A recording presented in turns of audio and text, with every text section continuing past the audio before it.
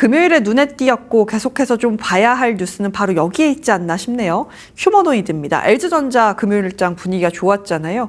구광모 회장이 엔비디아로 넘어갔습니다. 그러면서 여러 가지 사인을 했고 젠슨헌과 함께 이런 사진을 찍었는데요. 내년 1분기 공개를 목표로 이족보행 휴머노이드 로봇을 개발했고 상체는 지난 CES에서 발표됐었던 그 가정용 로봇의 상체랑 똑같습니다. 근데 그때 하체가 바퀴여서 난리도 아니었잖아요. 이번에는 이족 보행으로 공개가 됐습니다. 사진 안에 보시면 양쪽에 뭐라고 막 글씨가 써 있는 게 이게 바로 각 회사마다 뭘 할 수 있는지가 써 있는 겁니다. 엔비디아 쪽에서는 로봇 파운데이션 모델인 아이작 그루트가 써 있고요. LG전자 같은 경우는 하드웨어 쪽을 맡습니다. 액추에이터, 센서, 배터리 세 가지 어떤 모멘텀으로 어떤 로봇이 될지 함께 지켜보시죠. LG전자만 좋았던 건 아닙니다. 바로 현대차도 가장 분위기가 좀 바뀌는 모습들이 나타날 수 있을지 기대가 되는 모습이었는데요. 일단 인베스터데이가 얼마 남지 않았습니다. 현대차 같은 경우는 최근에 계속해서 느려진 흐름을 보여주다가 전일장 8% 이상의 강세, 현대오토에버 같은 경우도 9% 이상의 상승세를 나타내면서 8월 들어서 분위기가 확실히 달라지고 있거든요. 로봇 모멘텀, 특히나 휴머노이드 관련된 모멘텀을 탈 수 있을지 함께 기대해 보는 움직임들이 나타나고 있습니다. 사실 휴머노이드 관련돼서는 계속해서 분위기가 좋았습니다. 뉴스가 나쁘진 않았는데요. 과연 어떤 내용들이 주가에 더 영향을 줄 수 있을지 조금 더 지켜보시죠. 함께 정리해 보도록 하겠습니다. 최근 엔비디아와 LG전자의 로봇 협력이 가시화되면서 로봇주들이 긍정적인 흐름을 보이고 있습니다. 엔비디아는 내년 1분기까지 LG전자와 함께 이족보행 휴머노이드를 함께 개발하고 또 공개하겠다는 공동 목표를 발표한 건데요. 엔비디아는 먼저 AI 두뇌와 연산, 시뮬레이션 그리고 안전을 담당할 전망이고요. LG전자, LG이노텍 그리고 LG전자는 실제 하드웨어, 제조 현장, 부품 공급망 그리고 양산 역량에 집중할 예정입니다. 최근 이 로봇 리포트들에서 이 공통적인 키워드가 발견이 되고 있는데요. 바로 이 공급망입니다. 완성 로봇을 넘어서 그 완성 로봇을 수만 대 공급할 수 있는 양산 체계를 지니고 있는 게 굉장히 중요해진 시점인데요. 그 흐름 안에서 최근 현대차는 이 협력사들에게 소재 부품 사업 계획을 제출하라고 요청하기도 했습니다. 일부 증권가에서는 현대차가 이 가격 인하를 압력하는 것이다라고 해석하는 반면 한국투자증권은 현대차가 새로운 공급망을 만들어내기 위해서 이러한 움직임을 보였다라고 해석하고 있습니다. 오늘 리포트 브리핑에서는 한국투자증권, 유안타증권 그리고 삼성증권의 리포트를 참고했습니다. 그렇다면 지금 휴머노이드에 있어서 가장 중요한 요인은 무엇일까요? 바로 가격을 잡는 것입니다. 휴머노이드 한 대당 10만 달러 수준에서 거래되고 있습니다. 가정과 공급에 보급을 하기 위해서는 최소 2만에서 3만 달러까지 내려와야 한다라는 전망이 나오고 있고요. 현 시점 대비 70% 하락해야 합니다. 최근 MIT 쪽에서 로봇의 가격 하락 기여도를 리서치했는데요. 이 결과가 소재 부품 기업들의 R&D는 54% 정도 기여한 반면 단가 인하와 규모의 경제는 30% 내외의 이 기여도를 기록했습니다. 결국 지금 로봇 가격에 있어서는 소재 부품 기업들의 R&D가 훨씬 더 큰 영향을 미치고 있는 것이죠. 한국투자증권은 가격을 낮추는 게 중요한데 어떻게 낮추느냐가 매우 중요하다고 짚고 있습니다. 대체 가능한 범용 부품은 앞단에 나왔던 규모의 경제라든지 단가 절감이 가격 인하에 매우 중요하지만 지금 로봇 부품처럼 아직 기술 개선이 필요한 성능 부품은 R&D가 훨씬 더 큰 영향을 미치고 있다고 짚고 있습니다. 그렇다면 지금 투자해야 할 핵심 기술은 어떤 게 있을까요? 경량화와 열 관리가 대표적으로 꼽히고 있습니다. 다음 장 통해서 확인해 보시죠. 휴머노이드의 부가가치를 높이는 대표적인 부품들 두 가지로 정리해 볼 수 있겠습니다. 경량화와 열 관리인데요. 원가 경쟁보다 성능 개선이 매우 중요한 부품들로 이해해 보시면 되겠습니다.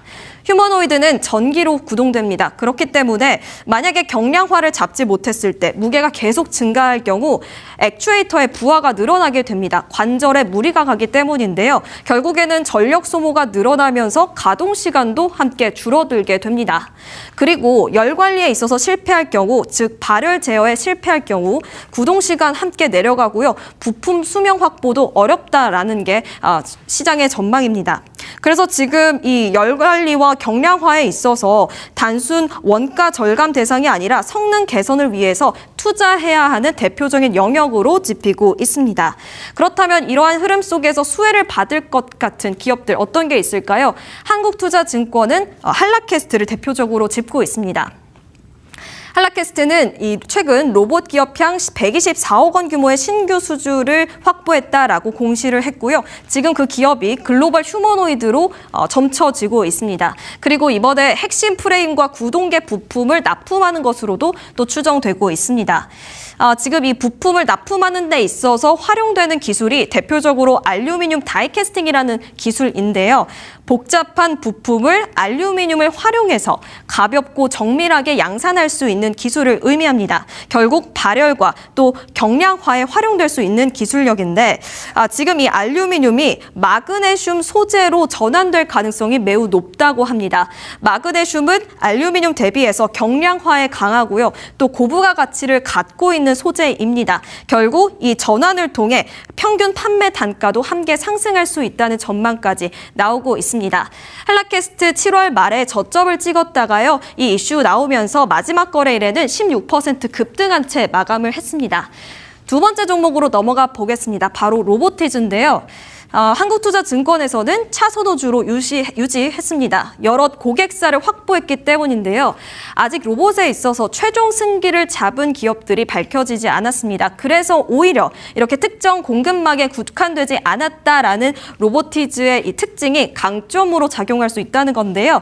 이미 고객과 중국 그리고 일본, 해외 고객사들에게 납품을 한 바 있습니다. 그리고 이렇게 고객 다변화를 통해서 만약에 한 기업이 단가 인하를 압박할 때 오히려 로보티즈는 협상력을 그대로 유지할 수 있다는 전망이 나오고 있습니다. 고객 다변화를 통해서 매출 분산에 성공할 것이고요. 또 생산량 확대함으로써 규모의 경쟁도 빨리 달성할 수 있다는 예측도 나오고 있는 상황입니다. 26년도 4분기에는요, 우즈베키스탄에 신공장을 건설함으로써 대규모 양산 진입에 본격적으로 발을 돋을 전망입니다. 그리고 마지막으로 액추에이터 부품 수직 계열화를 통해서 이 중국 기업들의 가격 경쟁도 따라잡을 것이다라는 예측이 나오고 있는 상황입니다. 한라캐스트와 비슷하게 7월 말에 저점 마찬가지로 찍었고요. 마지막 거래일에는 이 영향으로 7% 급등한 채 거래를 마무리 지었습니다. 정부의 정책도 받쳐주고 있는 시장입니다. 8월 10일 메가 프로젝트 민관 합동 2차 점검 회의에서 정부가 로봇을 언급했습니다.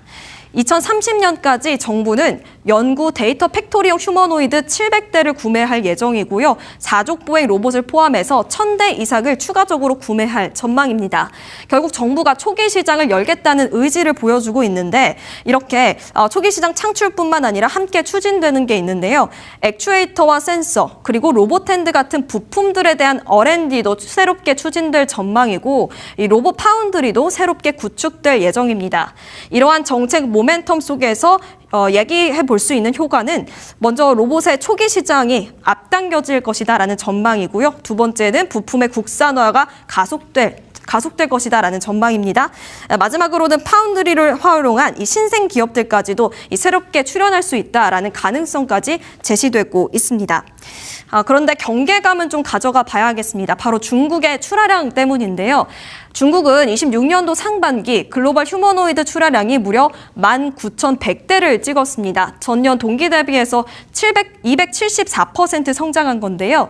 중국의 에지봇은 8,400대를 출하시키면서 44%의 출하량을 자랑했고 유니트리는 5,900대를 출하시켰습니다. 하지만 그에 비해서 미국의 테슬라, 피겨 AI 그리고 어질리티는 3% 하회하는 출하량을 기록했습니다. 결국 중국은 이렇게 대규모 출하량을 확보할 수 있다는 강점뿐만 아니라 모터, 액추에이터 그리고 배터리를 활용한 기존의 제조 공급망까지 활용할 수 있고요.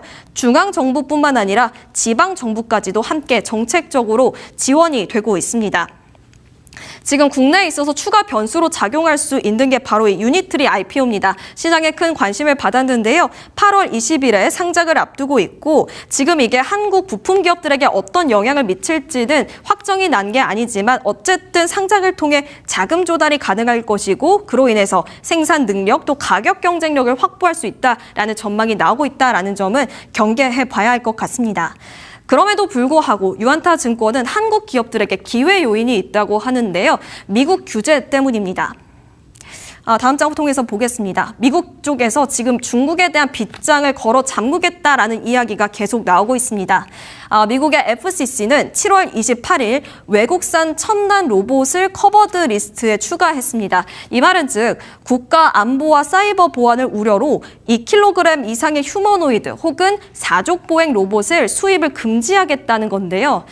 유안타 증권은 지금 한국이 주력하고 있는 액추에이터, 센서, 그리고 로봇핸드 같은 부품들은 대부분 2kg 미만이기 때문에 이번 규제 대상에서 제외될 가능성이 높다고 점치고 있습니다. 그렇기 때문에 국내 핵심 부품 수출 기업들에게 있어서는 미국이라는 새로운 시장에 진입할 수 있는 기회를 가져가게 되는 것이죠.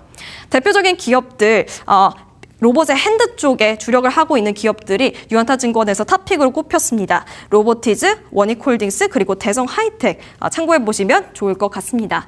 이렇게 로봇 섹터에 대해서 전반적으로 정리를 해봤습니다. 앞으로 이 로봇 모멘텀에 있어서 하반기에는 어떤 퍼포먼스 보여줄지 지켜보도록 하겠습니다.